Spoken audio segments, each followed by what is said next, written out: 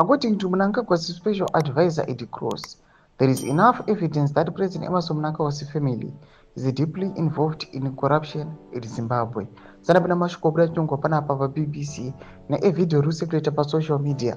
Chinokaunzi aiwa Eddie Cross anobuda achitaura mashoko achiti aiwa ane enough evidence yekuuya achitaura mashoko ekuti aiwa his family yemutungamiri wenyika ari kuti aiwa it is involved in deep corruption.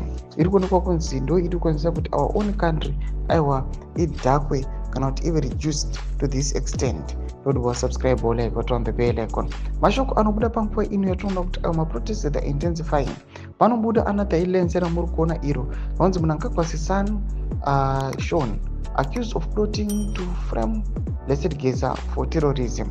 This is another example iri kuonekwa aiwa yakasirculata even yesterday pamusoro pemashoko akatendera zvinzi aiwa Sean Mnangagwa he was planning aiwa to bomb an area ingava church or school, then the blame yoiswa back to bomb Shogeza kana dei akaramba aida kuintensify maprotest.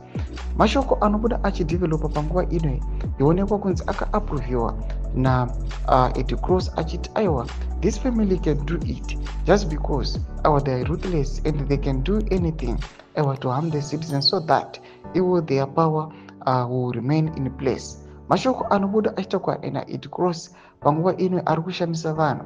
And yesterday as people ataona kuti on Monday people vanga vakatarisira kuti aiwa pane zvichaitika zvichadhimanda transition of power poita change in government but hazvina kuzofamba sekudaro.